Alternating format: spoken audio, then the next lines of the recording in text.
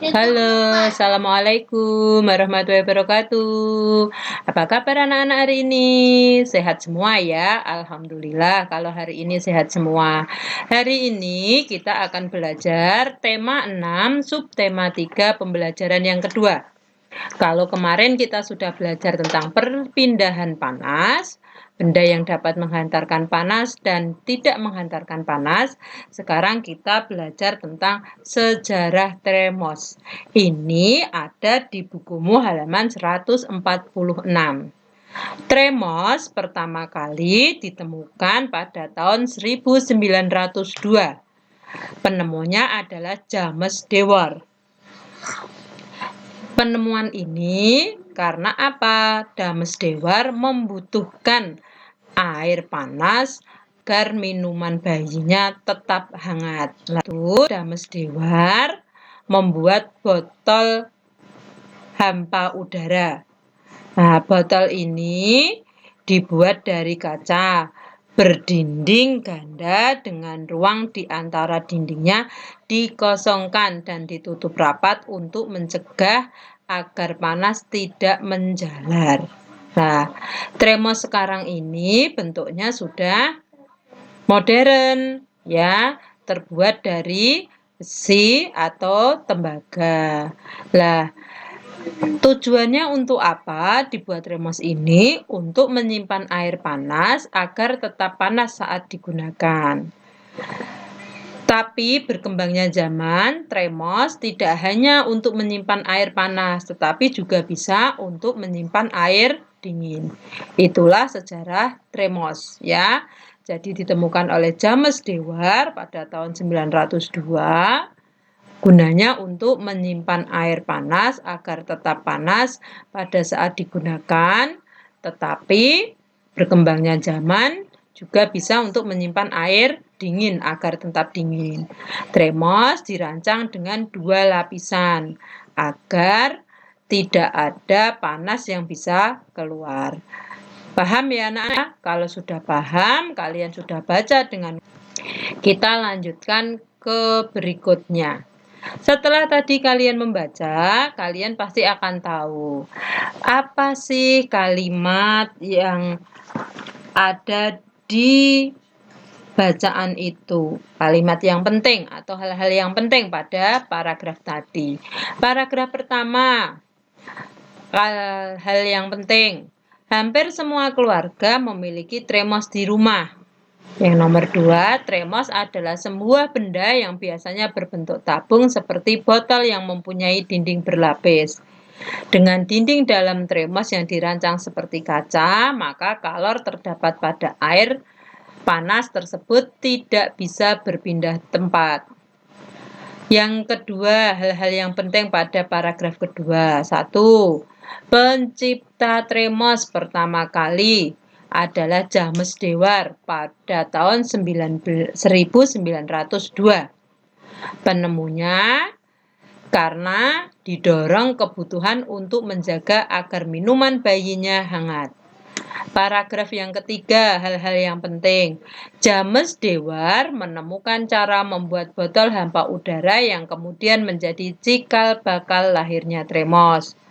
Botol hampa udara buatan James Dewar sekarang kalian bisa lihat di Museum London. Jadi besok kalian kalau kuliah di luar negeri, di London, di Inggris, kalian bisa melihat botol atau tremos yang dibuat pertama kali oleh James Dewar. Nah, apa sih kesimpulannya? Kesimpulannya adalah hampir semua keluarga memiliki tremos di rumah. Tremos adalah sebuah benda yang biasanya berbentuk tabung.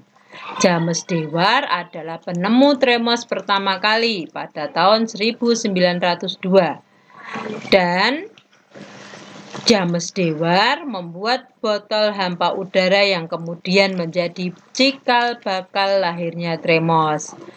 Sehingga sekarang botol hampa udara buatan James Dewar masih disimpan di Museum Ilmu Pengetahuan London. Itu adalah kesimpulannya. Kalian harus tahu ya, kesimpulannya kalian bisa tarik kalimat utama atau hal-hal penting yang ada di paragraf kalian rangkum menjadi satu.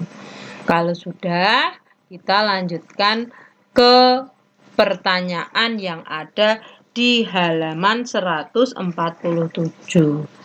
Apa fungsi tremos? Sudah seperti di bacaan, fungsi menyimpan air panas agar tetap panas saat digunakan. Apa saja bahan yang digunakan untuk membuat tremos pada masa itu? Nah, pada masa itu adalah botol hampa udara dari kaca, ya, berdinding ganda dengan ruang di antara dindingnya dikosongkan dan ditutup rapat. Apa saja benda di sekitarmu yang menggunakan prinsip hampir sama dengan tremos, jaket, dan selimut. Kalau kita kedinginan, tubuh kita tutupi selimut yang tebal, maka udara dingin tidak akan masuk ke dalam selimut tersebut karena prinsip kerjanya sama seperti tremos. Begitupun dengan juga jaket. Lah, kalian diminta menggambar tremos, ini sudah ada tadi di bukumu, bagian-bagiannya sudah ada. Lapisan perak, ruang hampa, penutup atau gabus. Paham ya anak-anak ya? Kalau sudah paham, kita lanjutkan ke bacaan penggunaan bahan konduktor dan isolator. Nah, penggunaan bahan konduktor dan isolator ini ada di bukumu 148. Di sini dijelaskan bahwa perpindahan panas kemarin itu bisa melalui konduksi, konveksi, dan radiasi. Kalian masih ingat ya? Kalau masih ingat, sekarang kita lihat selimut dan panci yang ada di gambar. Nah, selimut ini kemarin kita katakan sebagai benda isolator atau tidak bisa menyerap panas. Sedangkan panci yang terbuat dari besi adalah konduktor. Benda yang bisa menghantarkan panas. Lah, terbuat dari apakah selimut dan panci tersebut? Kalian bisa baca di bacaanmu. Ya, bahwa selimut itu dari kain. Nah, kenapa dia bisa menghangatkan tubuh? Karena selimut memerangkap udara. Udara adalah isolator sehingga tidak menghantarkan panas yang keluar dari tubuh. Begitu juga dengan panci yang terbuat dari besi atau aluminium, merupakan penghantar panas yang baik ke dalam makanan saat kita memasak. Nah, maka dari itu panci benda ada dua gabungan antara yang isolator adalah bagian pegangan dan pegangan tutup, sedangkan bagian bawahnya yang dibuat untuk memasak terbuat dari aluminium yang bersifat konduktor.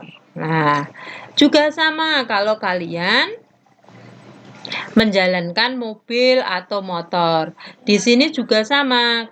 Kalian akan mendapatkan bahan yang dapat bekerja sebagai isolator dan bekerja sebagai konduktor. Mesin itu adalah terbuat dari bahan konduktor, dari besi ya.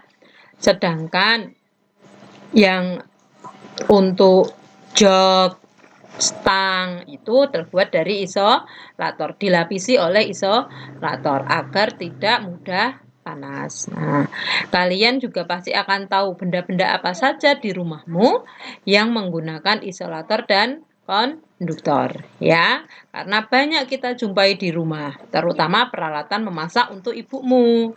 Nah, karena kalian sudah membaca tadi, maka kalian harus mengetahui isi paragraf. Isi paragraf dapat diketahui dengan jalan kita membacanya terlebih dahulu. Setelah itu, catat kunci kaidah. Paragraf 1. Isinya adalah panas dapat berpindah melalui konduksi, konveksi, dan radiasi. Paragraf 2 berisi selimut dan panci memanfaatkan sifat konduktor dan isolator. Paragraf ketiga isinya panci terbuat dari bahan logam. Sedangkan paragraf keempat isinya adalah mesin mobil dan motor terbuat dari bahan yang dapat menghantarkan panas. Paham ya anak-anak ya?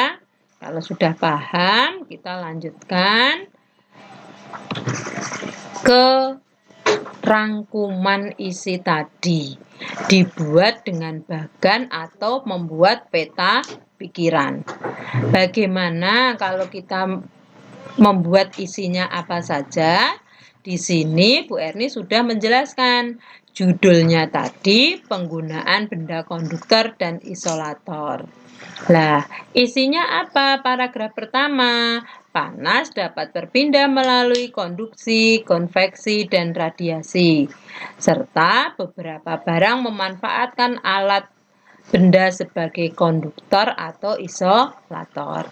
Paragraf yang kedua isinya selimut dan panci kan sifat konduktor dan isolator. Selimut tangkap panas yang keluar dari tubuh sehingga badan tetap terasa hangat. Paragraf yang ketiga isinya tadi panci terbuat dari bahan logam, panci menghantarkan panas sampai ke makanan. Pegangan panci bersifat isolator sehingga tidak kepanasan ketika kita memegangnya. Sedangkan mesin mobil dan motor terbuat dari bahan yang menghantarkan panas. Mesin memerlukan panas untuk memperoleh kinerja mesin yang ideal. Ini kalau kita rangkum, kita simpulkan dalam bentuk bagan. Anak-anak pasti bisa ya, besok kalau disuruh membuat seperti ini ya. Kalau sudah, kita lanjutkan ke berikutnya.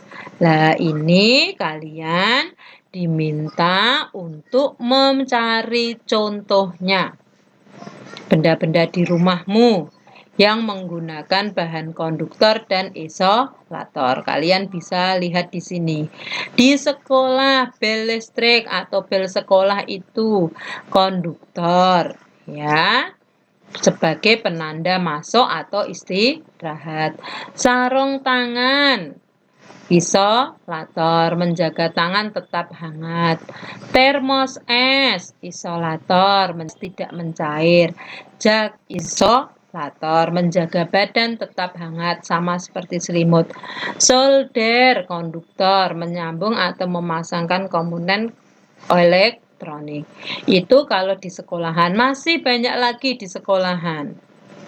Kalau di rumah, setrika itu konduktor, merapikan baju. Tapi atas setrika itu isolator.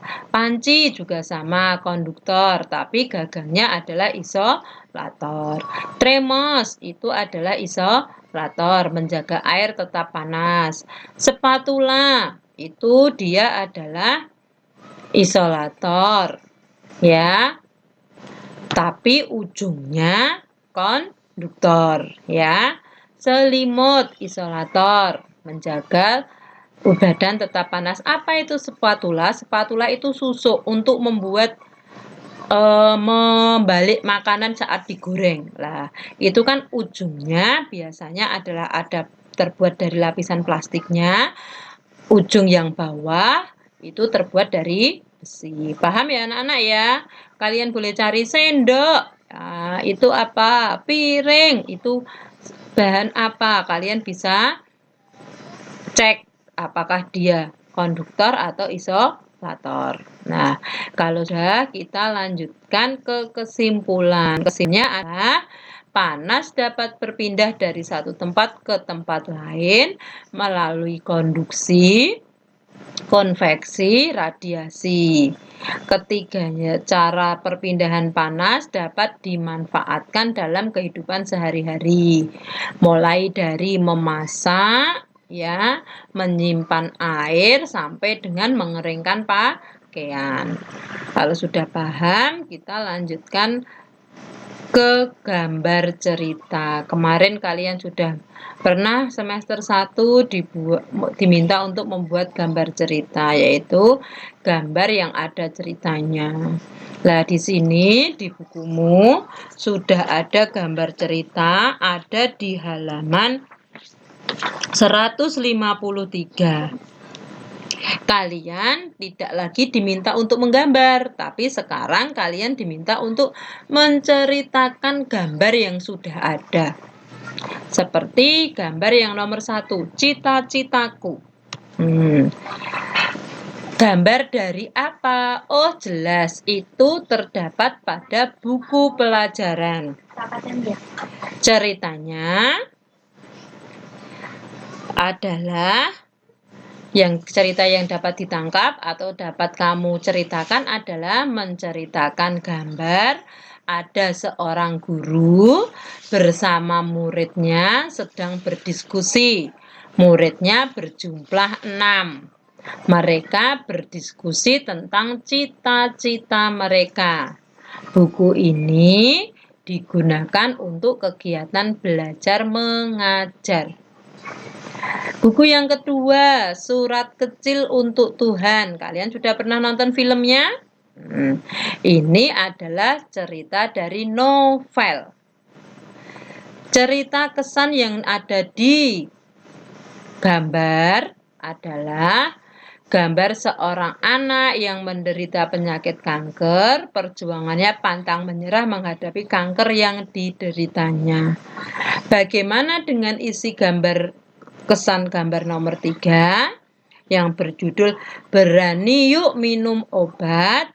Coba kalian carilah jawabannya. Kalian ceritakan. Oh, ada seorang ibu dengan anaknya yang sedang merayu anaknya meminum obat dengan menggunakan sendok. Seperti itu boleh. Atau kalian punya imajinasi yang sendiri. Nanti dijawab di bukumu ya. Kalau sudah paham semuanya, berarti ini tugasmu hari ini. Tugasmu hari ini adalah yang pertama tadi, kalian mengerjakan buku paket halaman 153 yang berupa gambar tadi, gambar nomor 3 yang berjudul Berani Yuk Minum Obat. Kalian ceritakan ya. Kalau sudah kalian ceritakan, kalian sambung lagi dengan mengerjakan buku MPP tema 6 subtema 3 Bahasa Indonesia halaman 117 sampai 121 level A dan B. Paham ya anak-anak ya tugasnya hari ini? Kalian manfaatkan waktu belajarmu dengan baik. Jangan sampai membuang waktu dengan hal-hal yang tidak berguna. Selamat mengerjakan. Tetap jaga kesehatan. Jangan lupa sholat dan ngajinya. Dan patuhi perintah orang tuamu. Sampai jumpa lagi. Wassalamualaikum warahmatullahi wabarakatuh.